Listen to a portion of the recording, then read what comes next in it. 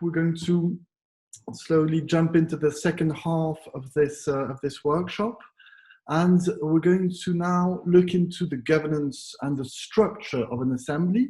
So how is it organized, with which kind of bodies? And in order to jump in, I'm going to ask Marcin, maybe can you give 5 minutes introduction on this and what you understand through governance and structure of such an assembly? Okay. Actually, I would like to start with that what we have covered so far was the easy stuff. Now we are getting to the real stuff. And there are so many, different ways of doing this governance structure. It means who is running the Citizens' Assembly, who is making the decisions, how is it controlled or monitored, and how the program is actually created. So, and if you get your governance structure right, you are on a good course for a success. And to introduce this topic, I would like to suggest the way that Graham has mentioned something about the French, UK example and Irish one, but I would like to show you the proposal from Poland as an inspiration. It's a model which is based on our experiences from the local level. So basically, I would start with introducing to you the standards, because for us the standards are connected with the way the governance structure is created. Okay, sharing the screen, it works like this. Good. All right, so this is the list of basic standards. And definitely most of them are covered, like the random selection and so on. I would like to just to emphasize that standard number 6 and 5, inclusion of widest practical range of perspectives. This is related to experts. And number 6 is about inviting all stakeholders, meaning the coordinating team does not select who is the NGO which will present their opinion. Everyone is invited. We have this rule of non-selecting stakeholder. If the number of stakeholders is very large, then we would organize a workshop for them to to combine the statements and to select the representative. And why this standards is related to the governance structure? Because the proposal that I would have for Poland definitely is like this. The key is definitely the coordinating team. Someone needs to nominate, to choose who the coordinating team would be. And in our model, the work of the coordinating team is checked by the monitoring group. But what does it mean? What does the monitoring group do? What are they doing? They are checking, they are making sure that the coordinating team is following the set of basic standards. So they check, this is like the constitution, and their role of the monitoring group is to make sure that coordinating team is following the set of standards. And if there is something wrong, they don't say, or they can tell the members of coordinating team to come and to explain what are they doing, and then they can say you are violating standards, you are not keeping the standards, please change them. But in our model, the coordinating team can say, no, you're wrong, we are right. So we are continuing with our ideas because the monitoring group in our model, who is there? This is the key question. Who is the member of the monitoring group? In our model that we are using, which currently is implemented in the city of Wrocław, you have their stakeholders, meaning representatives of the mayor, members of the city councils, and 9 representatives of NGOs.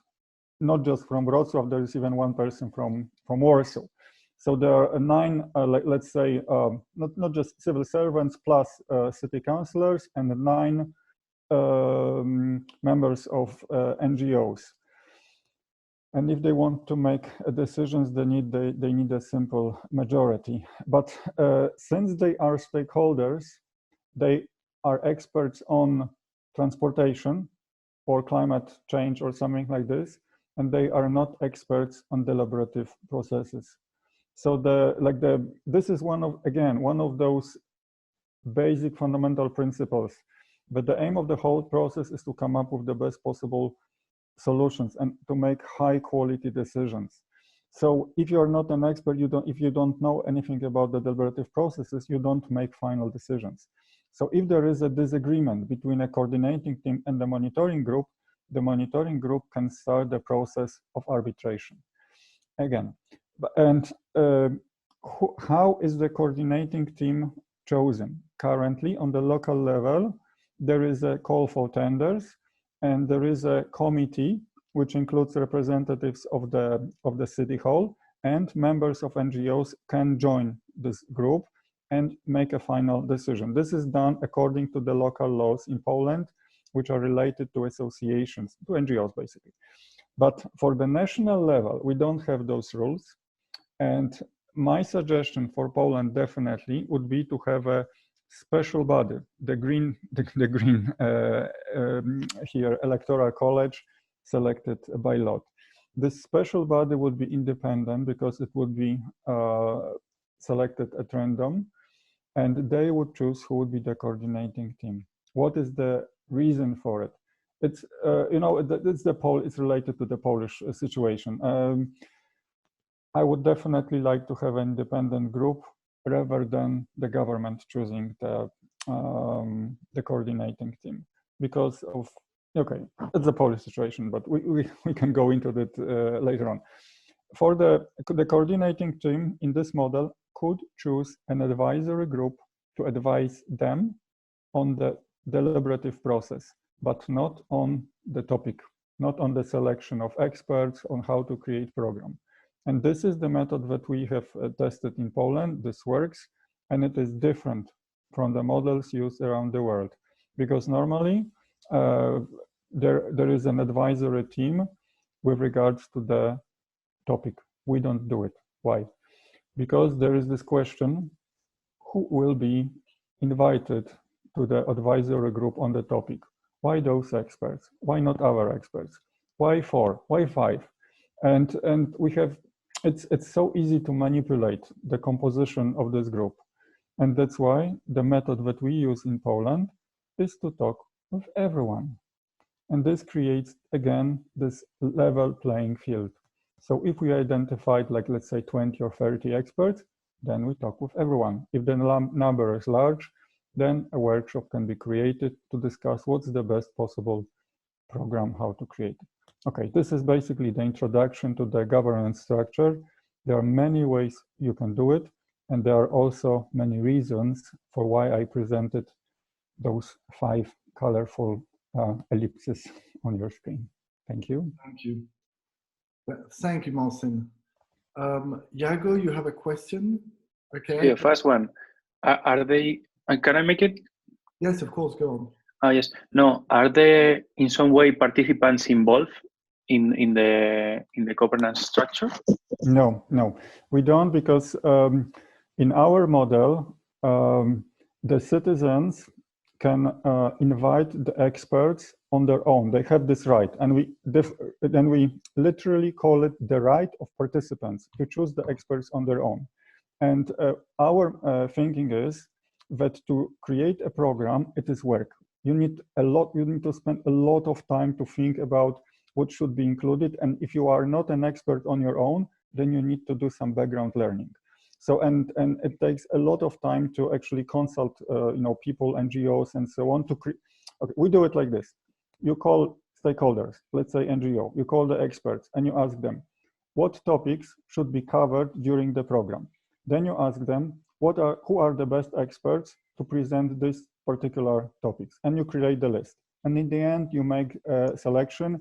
You send the list of the draft program to all stakeholders. You consult it again and again and again, and so forth. This is not for the participants. It's too much. So once you have your program, participants can say, we see the whole here. It's not enough. We want to hear more. And they have the right to say, you want that person. And the coordinating team cannot refuse. Okay, that's our method.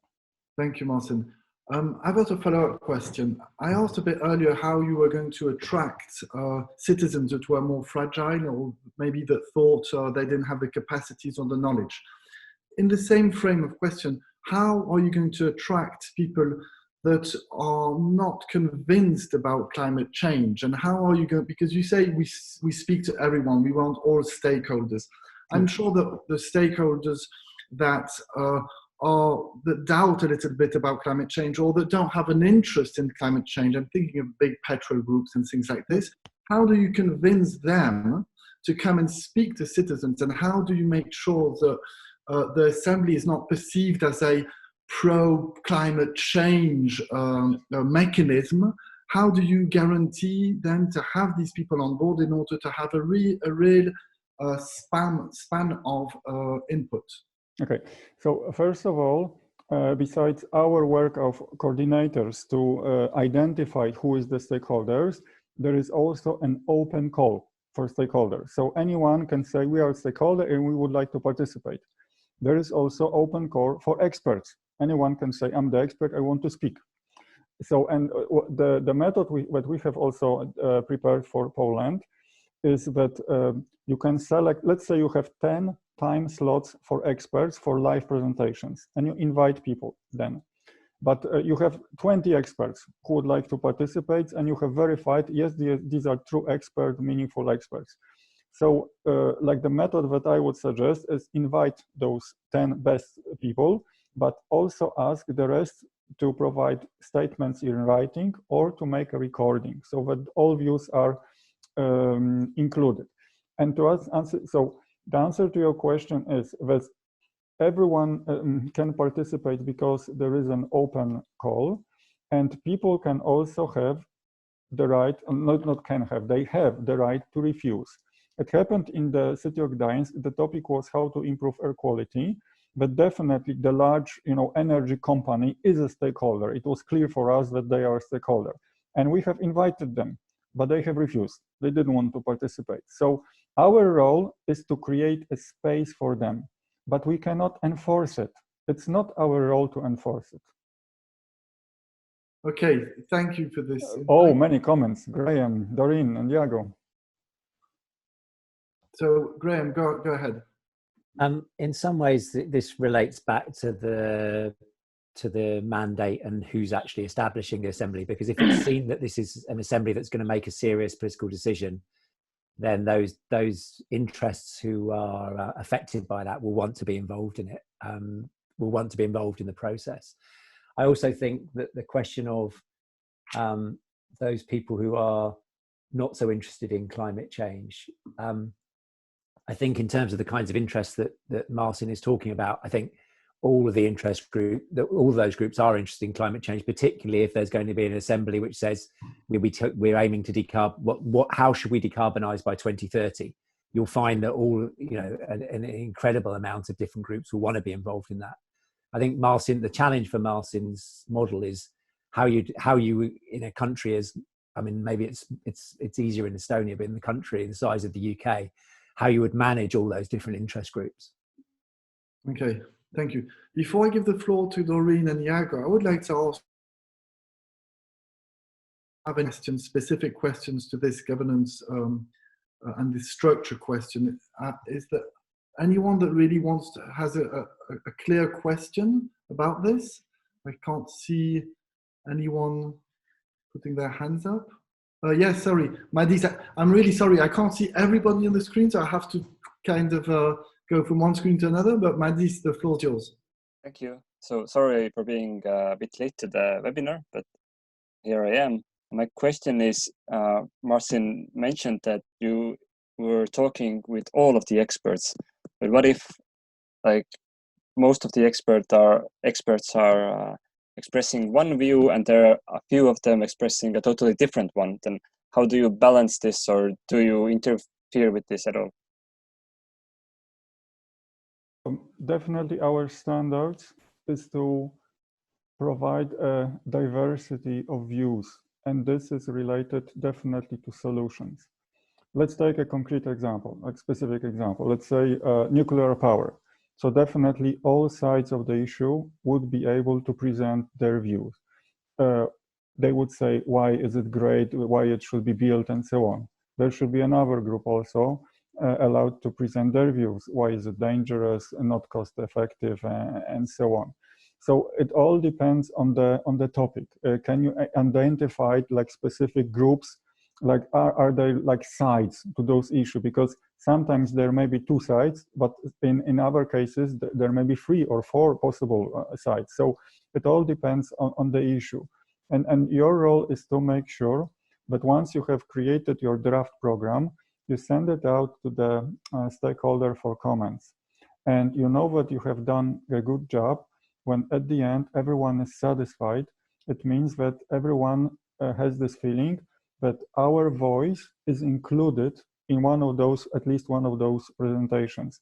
That's how you make sure that people should be satisfied with the agenda, with the program created, and you check it by sending out the draft program to stakeholders. In our model, we work closely with stakeholders. Okay. And definitely, as Graham mentioned, it is a challenge on the national level once the number of stakeholders is huge. Yes, it is a challenge. And in Wrocław, the number of stakeholders is huge. We had elections to the monitoring group. It happened for the first time because there were more people from NGOs who wanted to participate than the seats in the monitoring group. Okay, thank you, Marcin. So sometimes elections are necessary. Yes. Who else from Estonia first would like to pop in here? Has a question, clarification? Nobody? Doreen, you wanted to say something? Thanks, Dimitri. Just quickly, there's more than one way to skin a cat. In other words, there are several ways that you can present evidence. I think one of the absolute core fundamentals of this form of democracy is that there is a balance of evidence. While every effort should be made to get as many of stakeholders on side, if they aren't, it doesn't stop you presenting their evidence and unaltered. There will be videos, there will be reports, there will be very clear evidence that can be gathered. So it should never be seen as an excuse for not presenting balanced evidence. Okay, thank you, Doreen. I think that is a very interesting insight and proposal. So we could have the organizational team having this evidence presented to the group in order to say, okay, these are what this group of people or this NGO or this company thinks. Iago, I'll give you a minute more just to jump in here. Yes, sorry for my several interventions. No, very, very fast. I think this is crucial because Marcin said we cannot enforce experts that they are not coming. But the problem is that here it's real a challenge because if they are not coming, information will be not balanced. And this is happening in some assemblies. For example, economic liberal expert, capitalist expert don't feel welcome in this kind of assemblies. The environmentalist too, ecological movements inside on board, so they don't want to be the bad guys, and finally they want to come. So finally, the information is not balanced. And it's not because you didn't invite everyone, you have invited everyone, but some of them, they didn't come. It's a little bit more or less like the quotas in the random selection of participants. So you need incentives for them. And this is important. We need all the experts describing different options with concrete incentives also for them. And we cannot have this kind of lack of some kind of spectrum. We don't have experts because they have not been coming. I think we cannot accept that.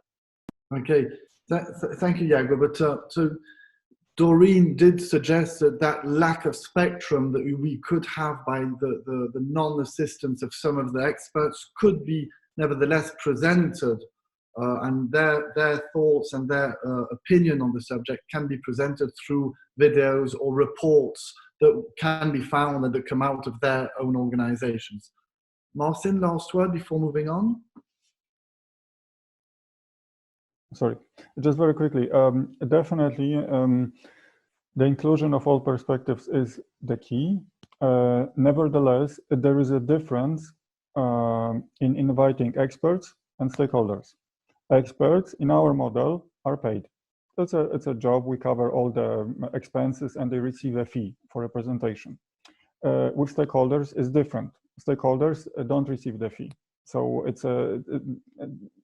yes, on the national level, you might think about, you know, reimbursement, like paying back for the travel cost and so on.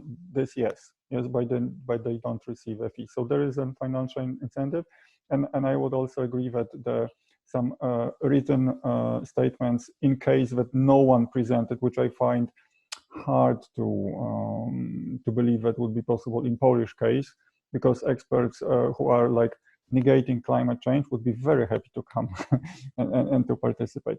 But definitely it is also related to how people perceive this citizens' assembly, whether or not the results will be binding or not. This is the key, the perception of the influence, the impact of the whole process.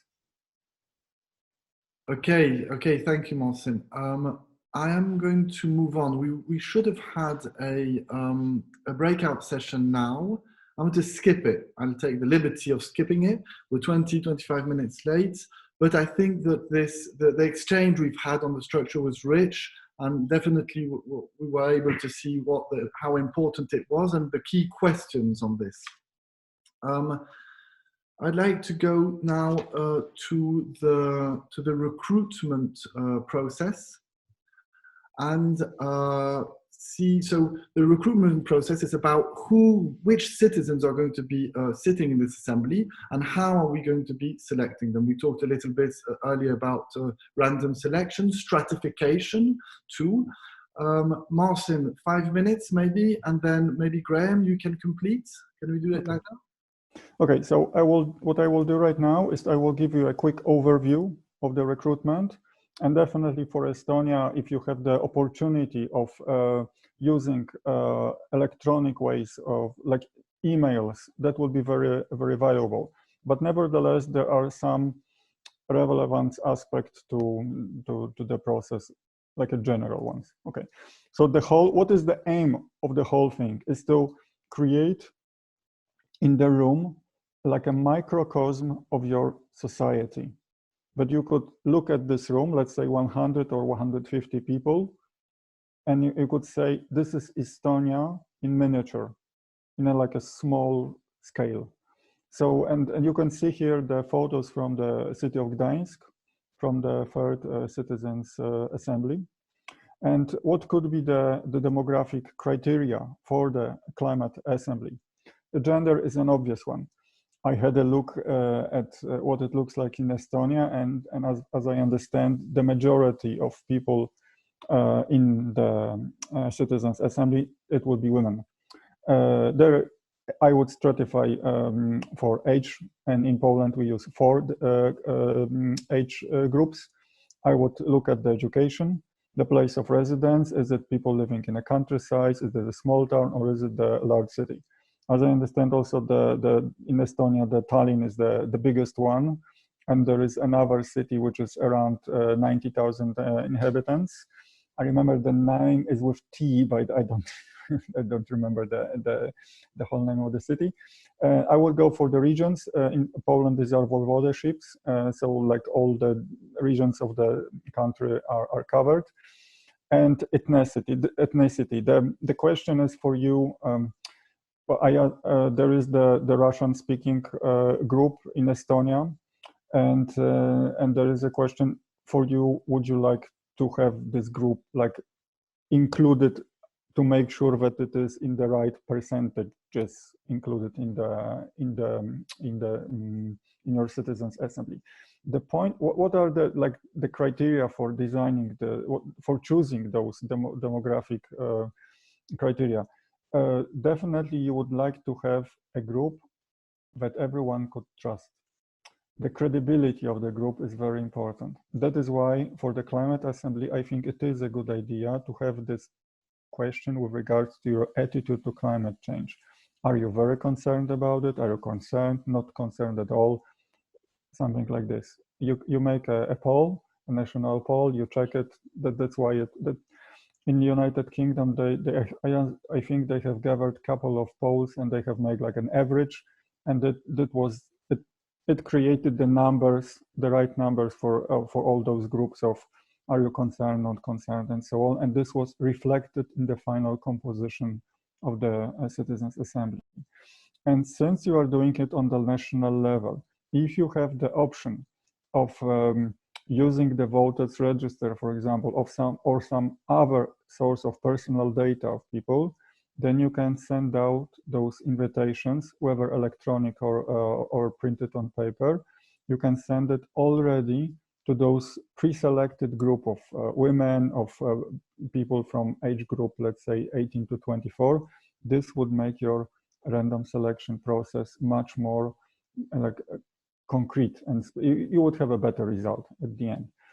Okay, so we use the for first random selection, use the Irish website random.org. It has so-called true randomness. And in Poland, these are the letters of invitation. This is just to show you how it is done or how it could be done. If you have the way of doing it from email, this is fine. In the letter, this is from Wrocław. There is the letter from the mayor, signed by the mayor. There is another sheet of paper with frequently asked questions. This works very well. But it is better to send the letters personally to people, not to households. The response rate, how many people respond, is much better when it is with regards to the household. This is the 20,000 package. These are the packages with 20,000 letters of invitations, which were sent out in the city of Wrocław. And for the second random selection, once people register, because when you received your letter of invitation, then you register on a special website. You can also call by phone, and you say, yes, I'm willing to participate and I'm available on those dates. And for the final random selection, we use actually a dice, which you can see in the right bottom corner. And there is a special TV studio. This is the photo from Gdańsk. That's how we make the final random selection. It is done by tossing a regular dice. And that's how the group is randomly selected. Thank you. Okay, thank you. I would like to just add to, so you saw this random.org website, quite good also for this random selection. There's another organization called Sortition Foundation back in England too, that I find really interesting too, and they will be able to give you more information on this stratification sortition, so sortition through stratification. It was interesting, Marcin, what you were saying about the stratification. On one hand, on the socio-demographic point, so age, gender, maybe level of education, geographic, and then the stratification of opinion. And how, Marcin, could you come in there, Marcin, yeah, on this stratification of opinion and the stratification of socio-demographic, what advice can you give Estonia for that? Go ahead, the floor is yours. So I think this is really important, actually, because one of the criticisms of the French Assembly is it's full of people who are worried about climate change, because they didn't ask them whether or not they were concerned about climate change. So there's a real feeling already that it's predominantly, whether that's true or not, we don't know. In the UK, 15% of the Assembly is either not at all concerned about climate change or not very concerned about climate change. And I think that's really important for its legitimacy. That represents that's the same as in the wider population. So I think on certain issues like climate change, if you don't have an attitude to question, then you've got the danger that those people who are most interested in the topic and are going to be the ones more likely to put themselves forward. Just want to say just one other quick thing about class. It's not in social class. Wasn't suggested by Marcin. I think there might be good reasons for including that. I was very interested in maybe it's an issue for France. I'm not sure, but they looked at particular categories. They made sure that they had distinguished between workers, employees, managers, people who were unemployed, and people living in poverty. So they actually were, but that's because that was something that's really significant to their sense of what it is to be French. And the other thing I think is worth thinking about, although it's a bit technical, I suppose, is that very often you will actually send, in the UK, we'll send more invitations to most deprived neighbourhoods because they're less likely to respond. So we'll actually tweak the number of invitations that are going out, because we know that that particular social group is, which refers back to an earlier question you had, Dimitri, about how do we make sure that we get enough responses from those sorts of people. So we actually do over mail in. Okay, so you overrepresent this. Yes, in Belgium and in Brussels. Yes, Dimitri, it's not over-representing in the final assembly, although you can do, but it's actually over-representing in the number of letters that you send out, because someone from a poorer neighbourhood is less likely to respond than someone from a richer neighbourhood.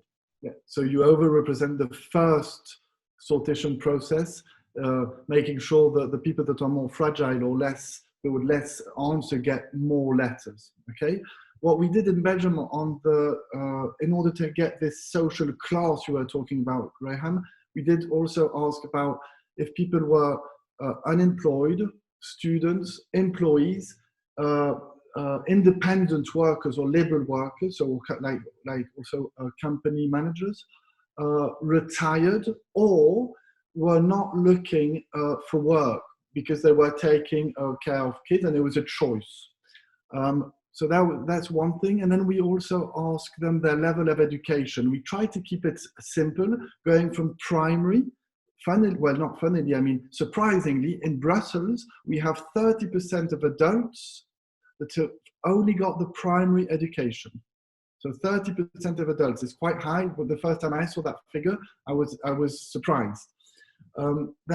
So primary, secondary, and then superior students, basically, or we don't really go into the different categories of university or non-university. It's more about people that did students. And from those stratifications, we are able to have a quite okay representation of the different social classes, which I also find, Graham, is extremely important. And finally, on the opinion stratification, on the mobility process we asked people if they were primarily walkers, cyclists, public transport users, car users, and what they wanted to defend. So that we were also able there to have a diversity of opinions, and we straight away saw it in the first day where the citizens arriving, you could see they were like the cyclists, and the other ones that were the car defendants. And that was good, because we saw after the 2 months process how the people actually understood each other and started respecting each other in a different way through dialogue and debate. Marcin, Marcin and Tila? Anyone else before just 1 second? Anyone else? Okay, Marcin and then Tila. Okay, from my perspective, it is completely fine to include this socioeconomic category. I'm okay with this. What is the reason that we don't do it in Poland? Because it is our experience that once you have included 4 categories already and you use random selection, there is enough diversity in the room anyway with regards to economic background. Definitely, however, if you want to make sure that in your country it is something like perceived very important, then yes, then include this category.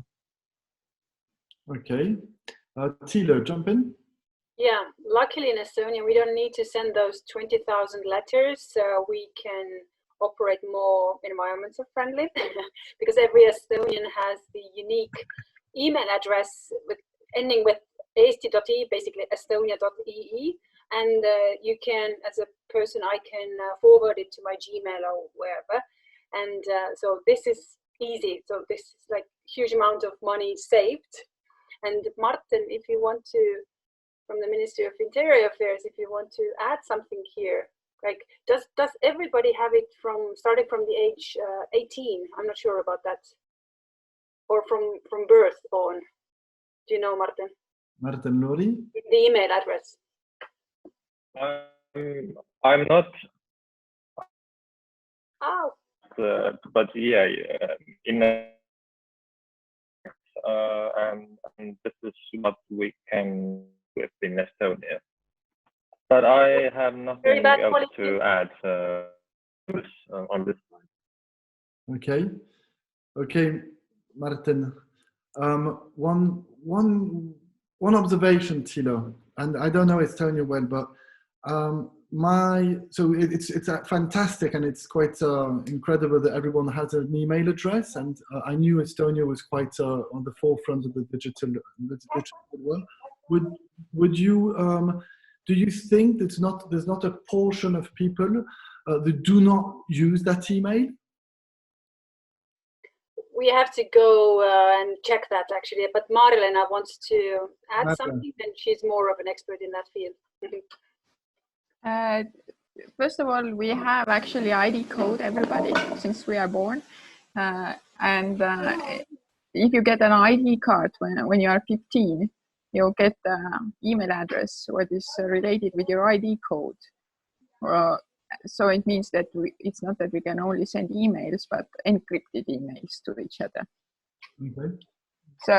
So the next thing is we don't know how is the usage in the youth group, but as we have 16 plus voting in at local elections, it probably makes sense to figure out how to engage with them 16 plus, at least on the local issues. Okay, thank you.